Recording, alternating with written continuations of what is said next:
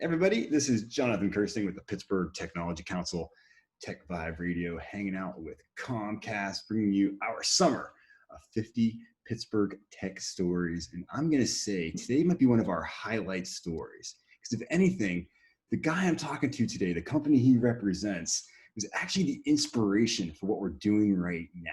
And it's kind of a long, crazy story, but it's a good one. But before we get into it, I want to just introduce everybody to Gerardo Interiano from Aurora, who has one of the coolest T-shirts on right now. I'm jealous.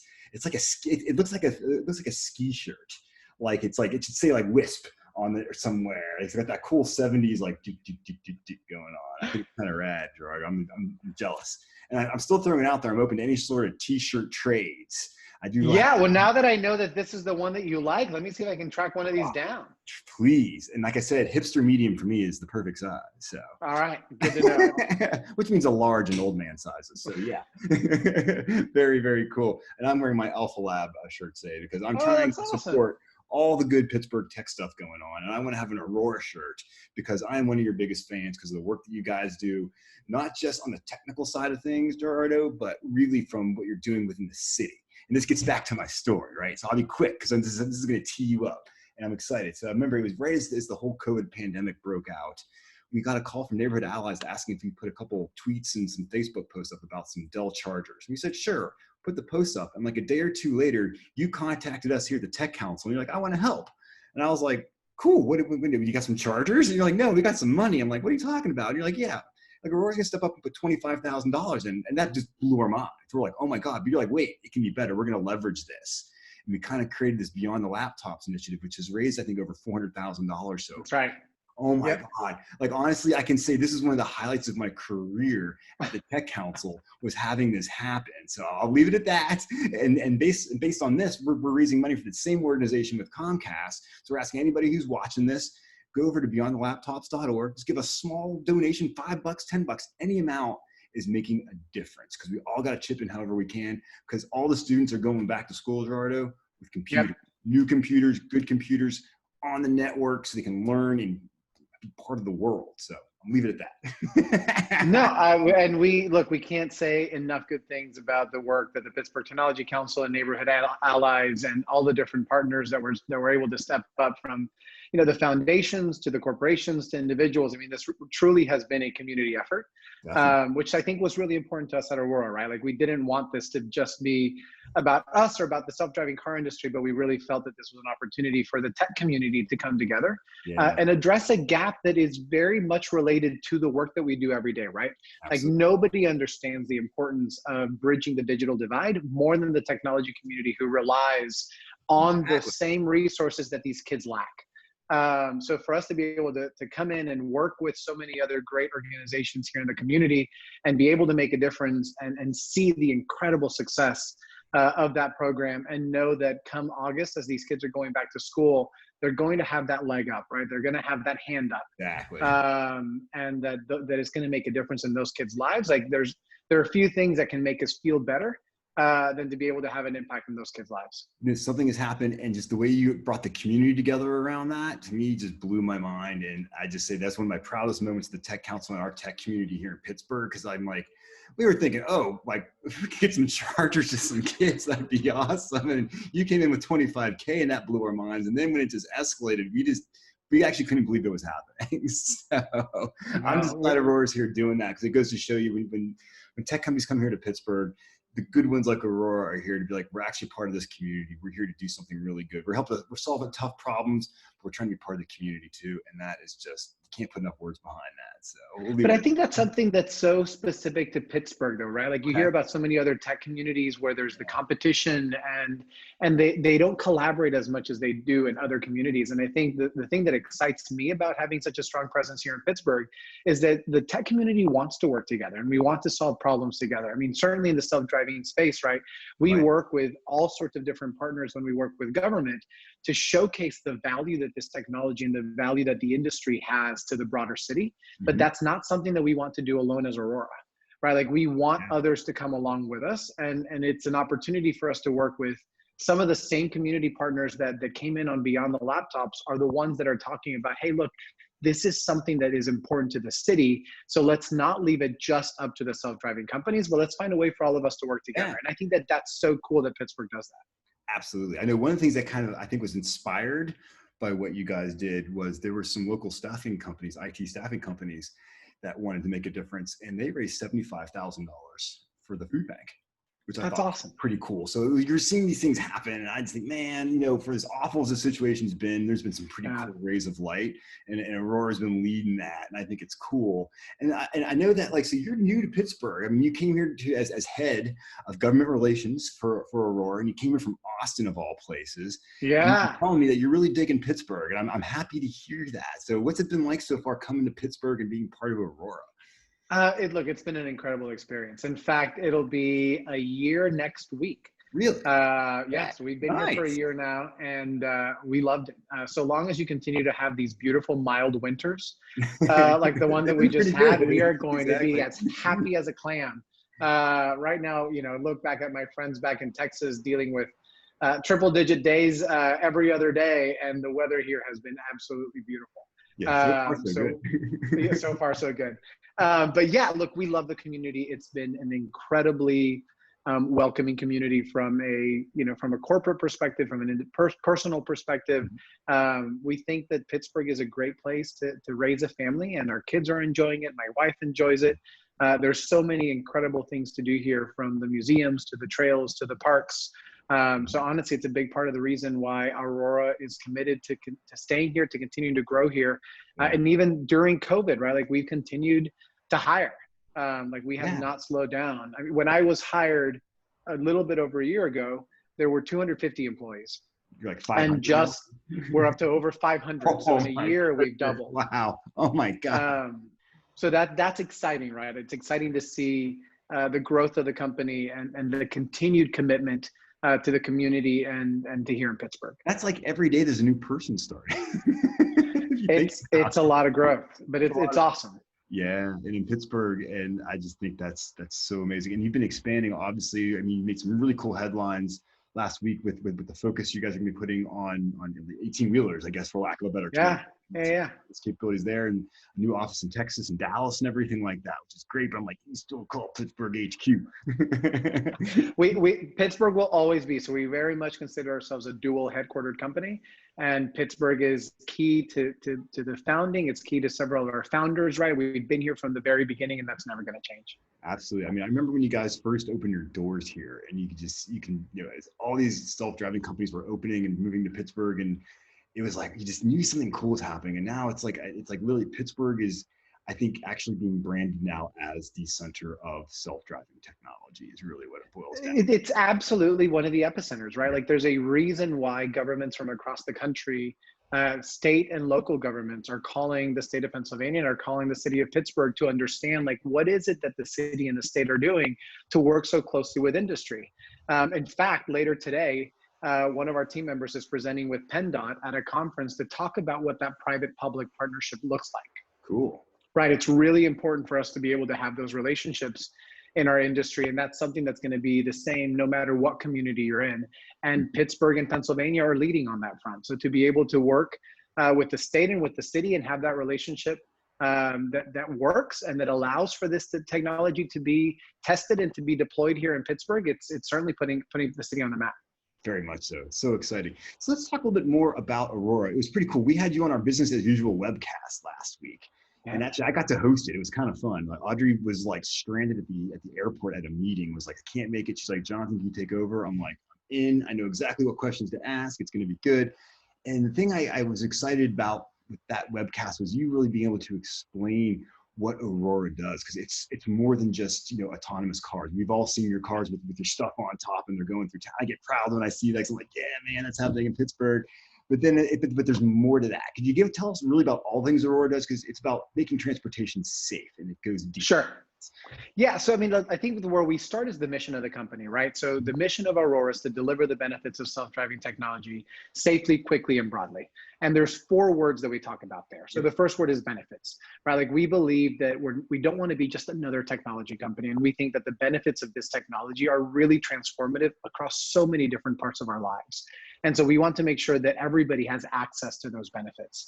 And then the 3 adverbs, you have safely, quickly, broadly, and they're there for very specific reasons and in a very specific order. First and foremost, it's all about safety, right? Like if it's up to me, right, anytime that somebody thinks about a self-driving car company that's doing this in a safe and cautious way, I want them to think about Aurora. I want them to think that we are doing it in the most responsible way possible, and that we're thinking about the safety of the users, of those on the streets, of other drivers, of bicyclists, motorcycles, right? Like anybody that is interacting with our cars, I want them to feel safe and to trust our technology. And that's something that's very important to our founders and to the company. From a perspective of doing this quickly. So in the United States right now, 40,000 people lose their lives on our roads every single year. So for a lot us, of freaking people, man. I mean, you think about a lot that, of people. that's Totally stifling. Yeah. And you guys can impact that tremendously, because I bet you it's mostly driver error. It's a lot of human error, right? Like there's a lot of human error that's the reason why these accidents happen. So from our perspective, anything worth doing is worth doing quickly. And as soon as we are ready to deploy this technology at scale, we want to be able to do that because we're literally going to be saving people's lives. Yeah, and we firmly believe that this is what this technology is going to do. And then the last component is broadly. And we talk about broadly in 2 different ways. Okay. The first one from a business perspective is that we're platform agnostic. Right. So to your point about all the different work that we're now doing in trucking, it's not just about the movement of people, but it's also about the movement of goods. It's not just about limiting ourselves to a minivan or an SUV or a Class 8 truck or a light duty commercial truck, right? It's about the entire transportation ecosystem and how this technology can be deployed at scale, whether it's through trucking or the movement of people or buses or, anything that is on our roads, right? Anything that's on the highways or the public roads. We believe that this technology can be deployed on any one of those different platforms. The other way that we think about broadly is that for us, it's important that this is accessible to all. Okay. Right? Like we don't want this technology to just be used by a limited number of people, but we want anybody who would benefit from self-driving technology to have access to it. So we think about, somebody who has a disability that relies on family or friends to get to work. And how much of a stress that must be on their life and the lives of those around them. If we can give them that mobility back, what would that mean to that person? We think similarly about the senior citizen who loses their mobility the older that they get, and what that would mean for them to be able to still be in touch with their family and still go to dinner and pick up their laundry, right? To be able to do things that I think most of us take advantage. We just take advantage of it. And then I also think about, the single parent who has to take 3 different bus routes to get to work and takes them 2 hours. And with this technology, maybe they can get there in 30 minutes and we can give them an hour and a half back with their family. Like we truly believe that this technology is transformative to so many people, and we want to make sure that it's accessible to all of them. So to your comment earlier, like, yes, we think about the entire ecosystem and the way that Aurora can be the one that powers all of it, right? So it's not just ride sharing, but it's also trucking, it's also transit, it's the movement of people and the movement of goods. It's truly working through that entire ecosystem. And we're always moving something somewhere, so your stuff is absolutely everywhere as far as that is. No, it's so true. That's why I'm glad you were able to explain that to us again, because I think that's so important. I think that's just so differentiating between Aurora and some of the other self-driving car outfits, around the world as far as it's. Sure. And at the end of the day, there's lots of competition out there, which is why you said quickly. And I mean, tell us about like what that means to have this type of competition. I know you're very friendly and you're very, very cooperative with companies, but at the same time, it's like you're trying to get to market first and get this stuff, ready and going. What's it like knowing that like there's kind of a clock ticking on this? There's lots of smart minds around the world working on this. And, totally. So I mean, look, I think from our perspective, what we've said is we are not going to deploy this technology and we're not going to remove the human driver from the vehicle until we believe that it's safe, right? Like, yes, we talk about quickly, but we first are going to talk about safely. Right. And until we believe that this technology is safer than a human driver, we're not going to quick until it's safe. Right. At 100%. And so what we're doing is laying the foundation to be able to do it and to be able to scale quickly as soon as we can. But in order to do so, there's certainly going to be, and you can see my son that's joining the call right now as we're doing an interview. But we're certainly focused and trying to figure out all the different ways and all the different partners that we can work with to be able to get this technology out to market as soon as possible. You know, for us, part of quickly means we focus on what we know best, right? And we believe that our engineers and the technology team that we have in place are truly best in class when it comes to the building this technology. It's why we have, you know, our three founders, right? Chris Urmson, who went to lead Waymo before he started Aurora as our CEO. Drew Bagnell, who's our chief technology officer, was with Uber beforehand and helped lead the ATG unit. And Sterling Anderson, who used to lead Tesla's autopilot and Model X program. That's so crazy. Right? You have like the superheroes of like autonomous vehicles. Totally. So these guys are really good at what they do, right? And it's building this technology. Likewise, we're looking for the partners that are really good at logistics and transportation fleet management and all of, you know, and auto manufacturers, right? Like they've been building cars for 100 years. So let's go leverage these other organizations that are best in class and let's partner together so that we can deploy this technology faster and quickly, but at the same time, always focus on safety. It's just so cool. Like it just puts a smile on my face when I learn about this and I hear you describing it, because I'm just like, this is literally the future, and Pittsburgh's playing a major role in it, and Aurora is, you know, doing its whole thing around it. I just think it's so awesome. And I'm gonna switch gears just a little bit. I'm just curious to learn more about the news last week, because you mentioned before, obviously you guys are technology agnostic, and you're always bringing on the latest and best technologies you can. There's a LiDAR company that you guys picked up in order to add that to your bandolero of engineering and technology solutions. Tell us more about that and what that means. And I think it's so cool that you're focusing around the trucking industry, because I mean, I think people often forget how huge the trucking industry is. And everything that we consume has touched a truck, I think, for the most part. At one point or another, it's been a trailer, right?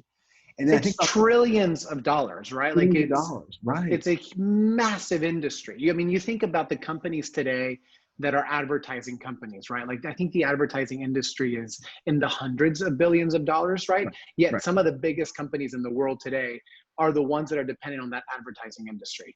And then you think about trucking, and it's in the trillions of dollars. I mean, it's a massive industry. So it's a huge opportunity to be able to make a difference there and to make those systems more efficient. And what's cool is Pittsburgh's kind of becoming this hub around that. So there's companies like Locomation, which I'm sure you're very, very well aware of, but they're using taking tractor trailers and they actually convoy each other to save time and create fuel efficiency. You think of companies like Idelic that are all around the logistics and everything like that. So it's kind of neat to see that there's like this little sub cluster of companies that are kind of bringing solutions around that. But I'm just curious to learn more about this advanced LiDAR and everything that's going on down in Texas, and how you're going to deploy that to start solving problems, you know, within the trucking industry and bring some autonomous technology there. Sure. So last summer we acquired a LiDAR company out of Bozeman, Montana.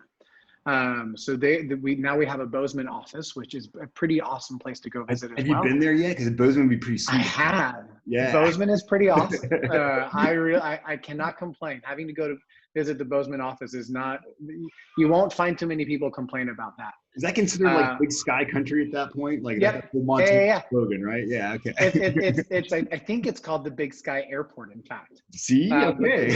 Don't quote me on that one though. So we acquired this technology that's going to allow us to be able to see things at a further distance. And the key thing that we'll be able to do there is that we'll be able to see whether an object, to be able to understand faster whether an object is moving towards us or away from us, and the velocity that object is going. So for example, if you're going on a highway and you see an object that is 300 meters away and you're going at 70 miles an hour, you want to know very quickly, is that object moving away or towards us, and what is the velocity of that object? So by having this LiDAR technology that we acquired incorporated into our entire fleet, we'll be able to make those decisions and make the road safer, right? So now that we have this incorporated, we announced a few weeks ago that we're going to be doing some testing in Texas. So we announced our presence in the Dallas-Fort Worth area, where we're going to be sending a couple Pacificas down there in the coming weeks. In fact, I think they're already down in Texas to do some testing down there. And by the end of the year, we'll have one of our trucks that will be outfitted with this LiDAR technology. Oh, that's cool. I want to see pictures. I want to hear about the results as it starts. Yeah, in fact, I'll send you the blog post, because we get to have our own Optimus Prime, which is kind of fun. Yeah, that's, I can't think of anything more fun than that, actually. That's pretty cool. That is pretty cool. So I guess to kind of like wind this whole thing up, I just want to just go back to where we started a little bit. The fact that you're working on all this kick-ass technology and you're opening offices around the world, but your commitment to Pittsburgh, I think, is like, it's like bar none as far as that goes. How do you see Aurora continuing to integrate into Pittsburgh and continuing to make that difference, especially with things around the digital divide? Yeah, I mean, one of the organizations that we've worked with since before I even started is, oh my gosh, Girls of Steel. I Yeah, can't believe their name love that escaped me. It's place, an man. That to me is incredible so cool. You know, organization. when you get young girls all excited about technology and Totally. building stuff, that's the best. Well, and I think that that's really important, right? It's about inspiring that next generation of engineers. And for us, it's thinking about like, you are the future that we want to hire. Right. Right. And we want to get you guys excited about all the possibilities if you go and choose computer science, if you choose engineering, and looking for organizations that are going to be those partners for us in the future so that we can continue to get that next generation of engineers excited about coming to work for companies like Aurora. And I think that's something that all of us in the industry have to focus in order to have a more diverse workforce, right? Like one of the things we talk about from a diversity perspective at Aurora is we want those working on our products to reflect the users. And in order to do so, we need to go out and find that talent and build that talent. So I think that's one of the things that really excites us to be able to work with organizations like Girls of Steel. That's so cool. I'm just curious, like, how do you balance that long-term outlook with the short-term? Like, we need some of the best engineers now. Yeah. But at the same time, you're looking way out too. I'm always impressed when a company has the chops and they have the bandwidth to do that. I think it's all of the above, right? Like you Yeah. can't just put all your eggs in one basket. And I think for us, it's thinking about like what are our immediate needs, but also have the long-term planning to understand, hey, we also have to continue to build this pipeline today. And I think, we're having worked with Girls of Steel, they are so inspiring, and to hear the stories and the cool things that these girls are doing here in Pittsburgh. I mean, there's a reason why folks from, all over the country have focused on this model that came out of Carnegie Mellon with Girls of Steel, because it works. And these girls are getting excited about pursuing these careers. And that's really important to us in the future. Perfect stuff. It's such a good time talking to you. I could go on for hours. I got to keep this thing to half an hour or else they'll start yelling at me somewhere. I don't know. But Gerardo Interiano from Aurora, you guys are making Pittsburgh proud, 100%. This is what it's all about. So glad to take the time and talk with you today. No, likewise. Really appreciate you having us. And thanks for always being a great partner to us. We're trying our best, man. We're just trying to live in your shadow a little bit. Good stuff.